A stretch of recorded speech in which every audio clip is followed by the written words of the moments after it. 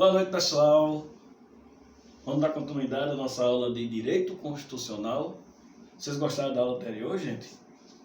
É uma grande honra para mim, tá repassando isso para vocês. E é feito com muito carinho para que a gente possa dar continuidade aos nossos assuntos. Beleza? Vamos lá. Hoje nós vamos estudar os princípios e os objetivos da Constituição Federal da República Federativa do Brasil, a CF 88, que estudamos na primeira parte desse vídeo. Ela é feita para atingir alguns objetivos.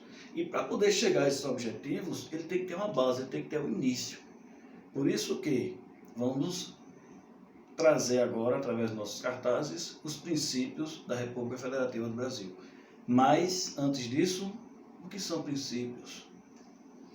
Gente, princípios são as bases de algo. São os alicerces de algo, as raízes de todos os conhecimentos humanos, não só do direito. Vamos fazer uma pequena analogia. Vamos supor que eu vá construir uma casa. Se eu construir essa residência sem os alicerces, sem as bases, o que é que vai acontecer com ela? Isso mesmo. Então, para poder construir uma casa, é necessário fazer as bases. Para eu chegar a qualquer conhecimento humano, é necessário eu entender os princípios, as bases, os alicerces que entram na construção de todos os conhecimentos e do direito constitucional. Aliás, todos os direitos não é diferente. Tá? Mas quais são as bases da Constituição brasileira? Vamos chegar aqui?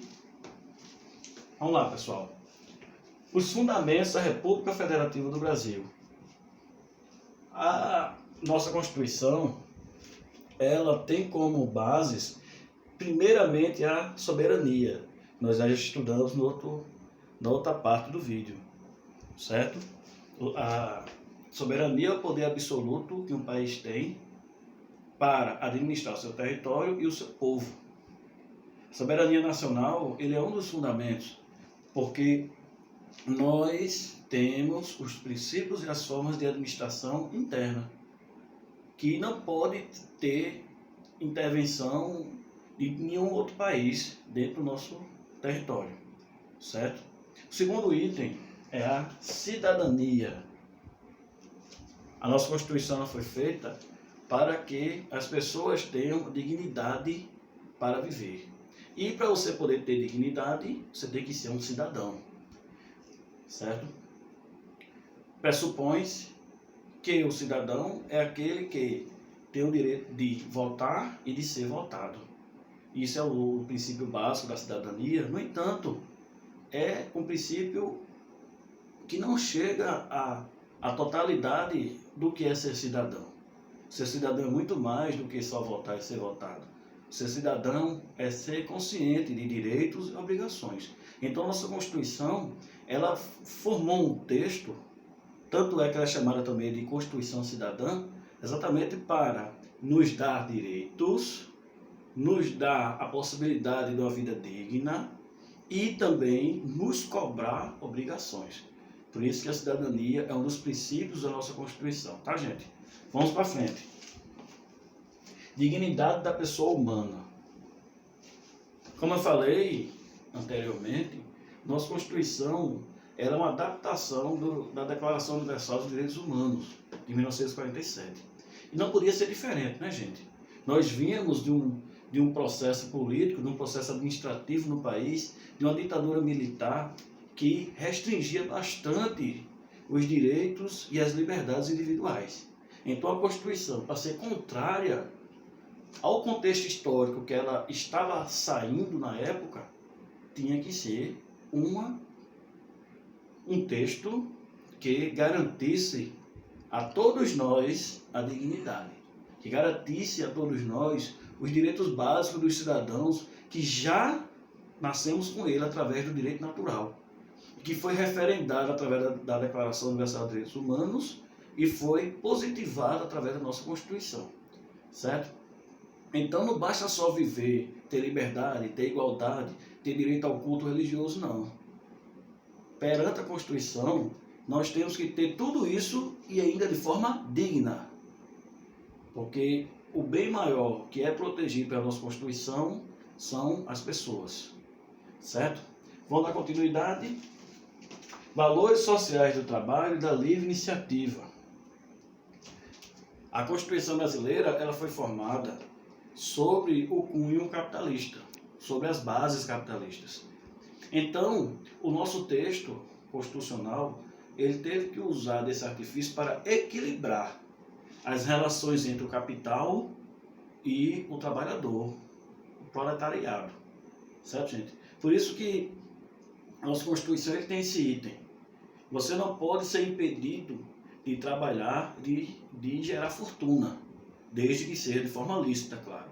Ao mesmo tempo, você não pode esmagar o trabalhador. Você não pode fazer com que o trabalhador não tenha uma vida digna, uma vez que uma parte do texto está ligada ao outro. Se eu, para enricar, eu sacrificar a vida digna, o direito do cidadão, do trabalhador, então eu não estou fazendo conforme os princípios da nossa Constituição. Certo, gente? O próximo item é o pluralismo político. O que aqui isso quer dizer? Nossa Constituição, ela garante a quantidade que for de partidos e de representações políticas. Por isso, nós vimos no outro vídeo, que ela é eclética. Ela é feita da opinião e das ideias de vários partidos, de várias religiões, de várias culturas.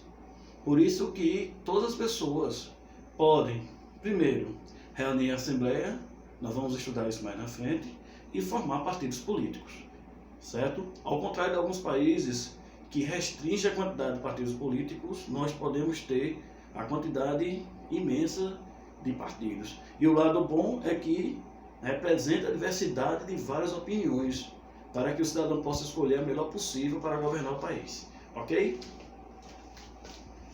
Independência e harmonia entre os poderes da União. É fundamento também da nossa Constituição que o Brasil ele tem que ser governado por 3 poderes distintos, porém harmônicos. É que isso quer dizer, professor, nós somos governados pelo Executivo, Legislativo e Judiciário. O Executivo governa o país, o Legislativo ele cria as leis e fiscaliza o Executivo, e o Judiciário é aquele que vai julgar as situações relacionadas ao Executivo ou ao Legislativo. E quando eu digo que eles têm que ser harmônicos, quer dizer o seguinte: nenhum dos 3 poderes é maior do que o outro, nenhum dos 3 poderes é mais importante do que o outro. A gente tem a falha, né, de percepção de achar que o maior poder de um país é o Executivo, representado pelo presidente. Isso é um conceito que está incompleto, para não dizer incorreto. Por quê? A Constituição nos diz que os poderes, eles são independentes, porém harmônicos. Se eles são independentes, eu não posso dizer que um seja maior do que o outro. Eles têm o mesmo poder, o mesmo grau de poder. Só que eles têm que trabalhar de forma harmônica, eles têm que se ajudar, eles têm que se dar as mãos, eles têm que trabalhar em conjunto para poder administrar o país. Esse tipo de princípio, ele é feito para que nenhum poder ele se sobressaia sobre o outro e o país volte a ser uma ditadura. Supondo que a mesma pessoa fosse o chefe do Executivo, o chefe do Legislativo e o chefe do Judiciário, a democracia se acabaria. Por quê? Porque ele iria governar o país, ele iria criar as leis para ele governar o país e, ao mesmo tempo, ele iria julgar a si mesmo. Isso é algo que é inadmissível no regime positivo de direito, no regime democrático, no regime atual. Então, essa separação é muito necessária para poder a gente ter o equilíbrio de forças no país e conseguir fazer o governo melhor possível da nossa nação, certo? E tudo isso que nós estudamos, ele tem um objetivo claro. Nosso país ele já foi formado através da Constituição com um objetivo a ser atingido, certo? Os objetivos da República Federativa do Brasil, de forma resumida, são, vamos acompanhar aqui, gente, construir uma sociedade livre, justa e solidária. Esses são os objetivos da criação do país através da Constituição de 88.